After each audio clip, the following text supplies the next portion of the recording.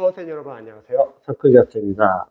이번 영상은 수강생분이 이제 저랑 이제 상담을 했는데 여러 가지 고민이 많으셨어요. 근데 구독자 수험생들도 한번 공유해가지고 한번 같이 생각해보면 좀 좋을 것 같아서 영상 한번 촬영해 볼게요.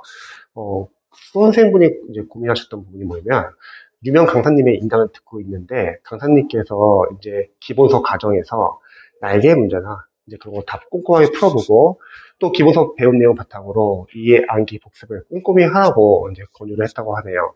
근데 수험생께서는 고민이 많으신 거예요. 왜냐면 본인이 생각했을 때 내년 시험이 지금 얼마 안 남았는데 왜냐면 5과목을 공부해야 되니까요, 무려. 근데 과연 공부할 수 있을까? 그 부분에 대해서 걱정이 많으시더라고요. 근데 저는 이제 수험생한테 분명하게 말씀을 드렸어요. 첫 번째, 강사님들의 말을 믿어야 할까, 믿지 말아야 할 것이 있다고 알려드렸습니다. 강사님의 말을 믿어야 할 부분은 여러분들이 공부를 하면서 강사님들이 그 과목에 대한 전문가니까 단원별로 이 단원에서는 이런 포인트가 중요합니다. 우선순위입니다. 이런 거는 그분들이 전문가니까 그분들의 말에 믿고 여러분들이 최우선적으로 공부를 하셔야 합니다. 하지만 강사님들의 말을 잘 선별할 부분은 강사님들은 타 과목에 대한 이해가 별로 없으세요. 그래서 본인의 과목을 공부할 때 지나치게 이상적으로 공부를 하라고 합니다. 옆에 날개 문제는요, 저는 이렇게 말씀드렸어요. 첫 번째, 안 풀어도 된다. 물론, 시간이 많으면 풀어도 돼요. 시간이 많으면. 근데 우리는 절대 시간이 많지가 않아요. 5과목 공부해보시면 아시겠지만. 두 번째, 날개 문제가 결국 기출문제인데, 그건 기출에서 풀어도 됩니다.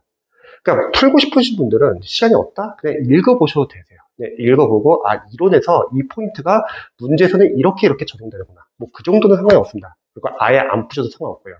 그리고 두 번째는 강사님이 말씀하신 대로 복습을 하잖아요. 문제가 뭐냐면, 복습을 하면 그냥 이해는 좀 잘 될 수 있는데, 어차피 시간이 지나면 다 까먹습니다. 양이 워낙 많아가지고요. 그리고 두 번째는, 문제는 다른 과목이 밀리려고 그렇게 하거든요. 여러분들이 잊지 말할 것은, 우리가 한 과목 시험 보는 게 아니라 무려 5과목 시험 보는 거예요. 그래서 강사님들의 말을 하나하나 다 따르게 된다고 하면은 여러분 다른 과목이 밀리게 됩니다. 그렇게 해서 수험이 늘어나면은 강사님들이 여러분 인생에 책임지지는 않습니다. 이거 잘 선별하셔야 돼요. 그리고 강사님들의 또 문제점은 상술이에요. 결국 강의를 1년 동안 다 늘려놓고 여러분들에게 이거 보고 저거 보고 다 보라고 할 겁니다. 그러면은 여러분들에게 1년 동안 강의를 하기 가장 좋은 법은 뭐다? 공포 마케팅. 어려운 과정, 어려운 교재를 만들어가지고 풀라고 하는 거예요. 동영모에서 어렵게 내고, 영어 지문에서도 어려운 문제들 많이 모아가지고 풀게 하고, 그럼 수험생분들은 당연히 풀면서 많이 틀리고, 그리고 좌절하고, 불안해지고, 그럼 더욱더 인강에 의존하게 된다는 거죠. 강사님들이 여러분들의 진짜 합격을 간절히 원한다면요, 과정을 줄여야 합니다. 강사들이 하는 역할이 뭔데요? 바로 줄이는 역할이죠. 근데 대다수의 강사님들은 다 1년 과정으로 다 늘려놓고 본인 교재에서 다 적중했다고 이제 홍보를 하죠. 근데 적중을 하기 위해서 강의나 과정을 늘려놓고 그리고 거기서 이제 적중했다고 홍보하는 거는 사실 수험생들은 좋은 건 아니죠. 왜냐면 수험생분은 그만큼 양이 많아지는 거잖아요. 그래서 좋은 강사라는 건 저는 약간 이렇게 생각하는 것 같아요. 제가 5과목 직접 관리를 해보니까 줄여줘야 돼요. 각각 과목마다. 강사들 역할이 그거죠.